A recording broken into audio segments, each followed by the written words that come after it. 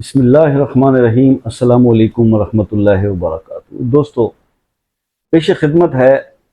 اللہ تعالیٰ کی غیبی مدد حاصل کرنے کے لیے ایک انتہائی پاورفل اور آسان وظیفہ، ایک آسان عمل۔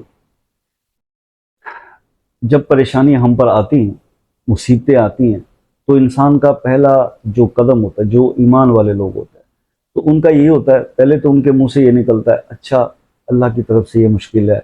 اسی میں بہتری ہوگی، اللہ اس کو دور بھی کر دیں گے۔ یہ ایک سوچ ہوتی ہے ایمان والے بندوں کی، یعنی کہ یہ ہمارے کسی بھی مومن کے ایمان کا تقاضا کیا ہے کہ کوئی بھی تکلیف ہے وہ اللہ کی طرف سے آتی ہے اور اللہ ہی اس کو ٹالنے کی طاقت رکھتا ہے، تو اللہ مجھے ہمت دے گا اور وہ اپنی عبادات کو بڑھا دیتا ہے۔ اللہ تعالیٰ نے قرآن میں یہ فرمایا کہ انسان کے بارے میں کہ اے انسان،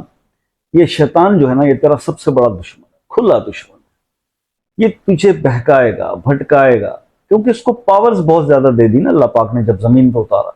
تو اس کو یہ طاقت دے دی کہ وہ انسان کے خون میں گردش کر کے اس کو بھٹکانے کی طاقت جو ہے وہ شیطان کو عطا کی ہے۔ تو پھر اس کے بعد آدم کے اولاد کو، کیونکہ ہمارے جد جب آدم علیہ السلام نے یہ دیکھا تو انہوں نے بھی اللہ پاک سے یہ ریکویسٹ کی تھی کہ میرے آل کو، میری اولاد کو جو ہے وہ آنے والی نسلوں کو، ان کو بھی کوئی پاور عطا کیجیے یا رب العالمین، ورنہ شیطان تو یہ تو سب کو جہنم کا ایندھن بنا دے۔ تو اس وقت رب نے جو طاقت انسان کو عطا کی وہ استغفار کی طاقت ہے۔ لیکن جو شیطان ہے نا، یہ ایسا مردود ہے، ایسا لعین ہے کہ یہ ہماری عبادات کو سیکنڈز کے اندر نا ہمارے دماغ میں ایسے گمان ڈال دے گا کہ یہ تم تو بہت عبادت گزار ہو، اور دوسروں سے وہ فلاں بندہ تو جو ہے وہ تو عبادت ہی نہیں کرتا، اس نے مسجد کا منہ نہیں دیکھا کبھی۔ اب اس میں کیا کر کے تھوڑا سا اپنے اندر جو نا ہمیں پراؤڈ فیل ہونا چاہیے، بس جب وہ احساس ہوا نا کہ میں فلاں سے بہتر ہوں، وہ آپ کا سارا کیا کرایا، آپ کی عبادات، آپ کے وظائف، آپ کے پڑھے ہوئے عملیات سب ختم۔ ایک لمحہ لگتا ہے، ایک لمحہ زندگی لگ جاتی ہے مقام بنانے میں، اور ایک لمحے کے اندر جب شیطان بھٹکاتا ہے تو انسان دھڑام سے نیچے گر جاتا ہے۔ جیسے وہ آپ نے سانپ سیڑھی والا کھیل دیکھا نا، 99 پہ جا کر بندے کو جب وہ ڈس لیتا ہے سانپ تو وہ 0 پہ آ جاتا ہے۔ تو ایسے ہی آپ جتنی عبادات کرتے ہیں، جتنی محنت کرتے ہیں، مشقت کرتے ہیں، تو شیطان جب وسوسے ڈالتا ہے نا تو بس پھر وہ یہی ہوتا ہے انسان کا کہ وہ کہیں پہنچنے والا ہوتا ہے کسی مقام پہ، اور جب شیطان کے بہکاوے میں آتا ہے نا،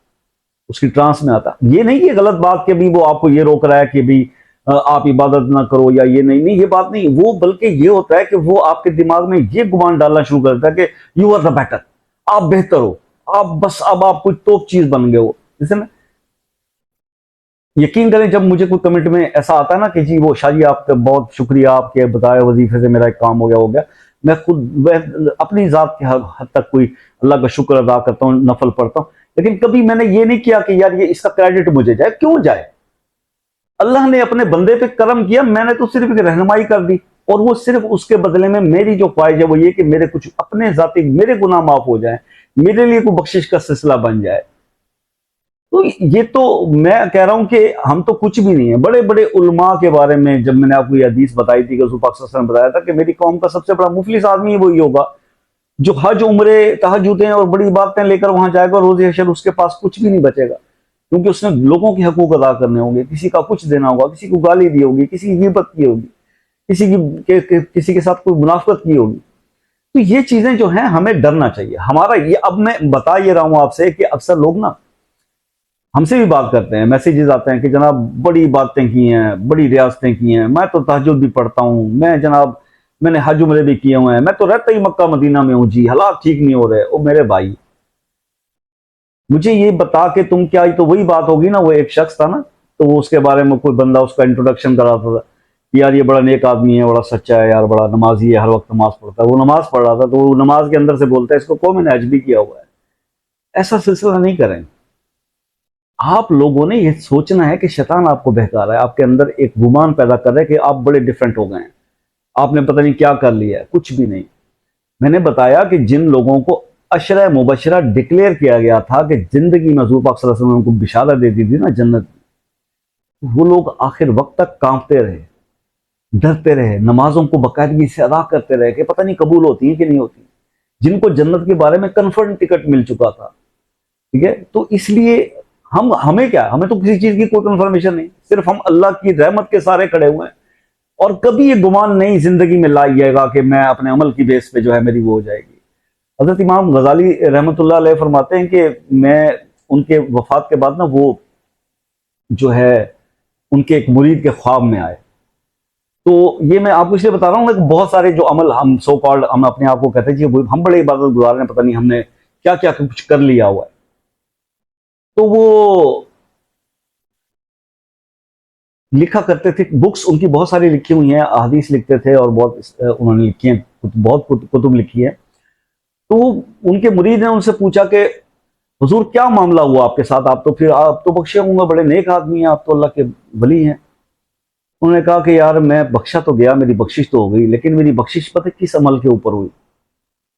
وہ جو میں وہ لکھا کرتے تھے نا، کتب لکھتے تھے حدیث، تو میں ایک کتاب لکھ رہا تھا،